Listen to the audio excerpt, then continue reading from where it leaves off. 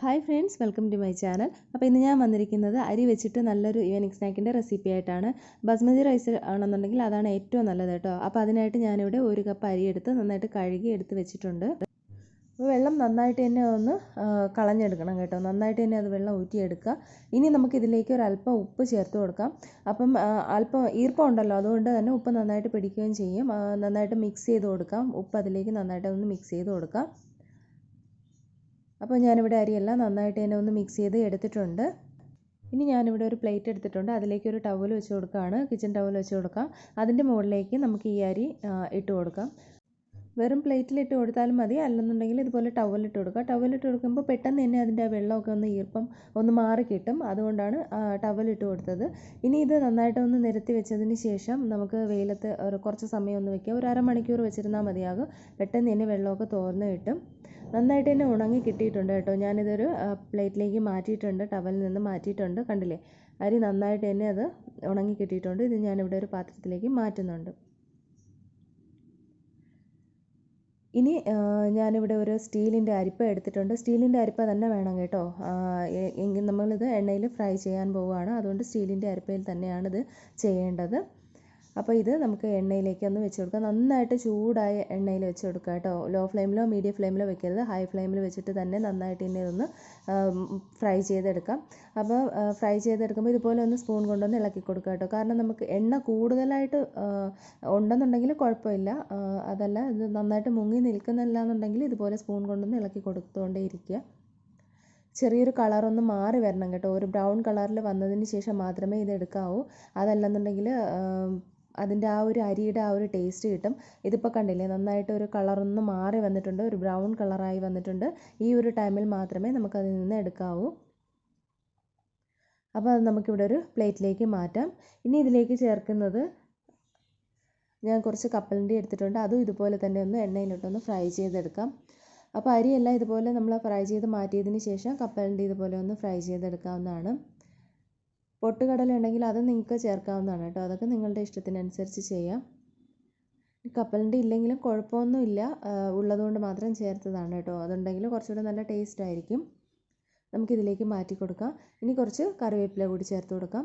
അതുപോലെ തന്നെ നിങ്ങൾക്ക് താല്പര്യം ഉണ്ടെന്നുണ്ടെങ്കിൽ അല്പം വെളുത്തുള്ളി തോടോട് കൂടി തന്നെ ഒന്ന് ചതച്ചതിന് ശേഷം ഇതിലേക്ക് ഇട്ട് കൊടുക്കുകയാണെന്നുണ്ടെങ്കിൽ കുറച്ച് നല്ല ടേസ്റ്റും മണവും ഫ്ലേവറും ഒക്കെ കിട്ടും, നമ്മുടെ മിക്സറിൻ്റെയൊക്കെ പോലെ. ഇനി ഇതിൽ ഒരു ഇൻഗ്രീഡിയൻറ്റ് കൂടെ ചേർക്കുന്നുണ്ട് കേട്ടോ.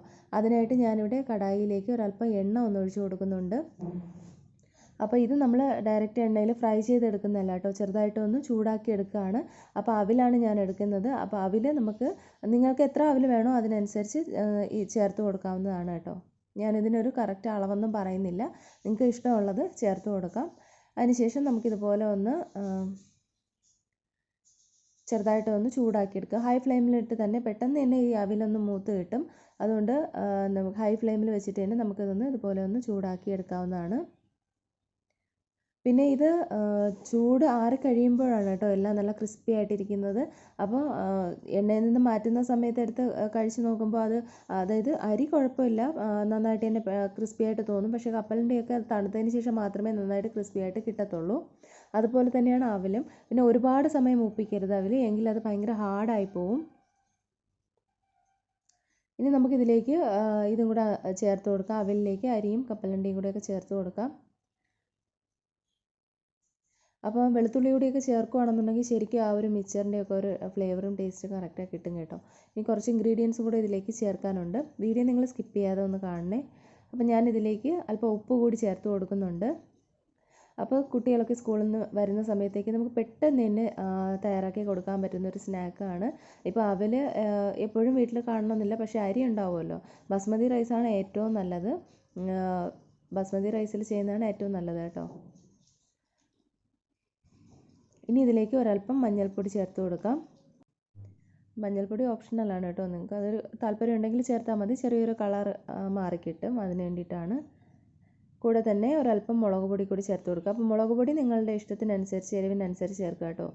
നല്ല എരിവ് വേണമെങ്കിൽ അല്പം കൂടുതലായിട്ട് മുളക് പൊടി ചേർത്ത് കൊടുക്കാവുന്നതാണ്. ഞാനിവിടെ ഒരു 1/4 ടീസ്പൂൺ അളവിൽ മുളക് പൊടി ചേർക്കുന്നുണ്ട്. കൂടെ തന്നെ ഒരല്പം കായത്തിൻ്റെ പൊടി കൂടി ചേർക്കുന്നുണ്ട്. പൊടി തന്നെ ചേർത്ത് കൊടുക്കുക കേട്ടോ. പൊടി ചേർത്ത് നന്നായിട്ട് തന്നെ ഒന്ന് മിക്സ് ചെയ്ത് കൊടുക്കാം. അപ്പോൾ ഈ സമയമൊക്കെ ഞാൻ ഗ്യാസിൻ്റെ ഫ്ലെയിം ലോയിലാണ് വെച്ചേക്കുന്നത്. നന്നായിട്ട് എല്ലാം കൂടി ഒന്ന് യോജിപ്പിച്ചെടുക്കാം.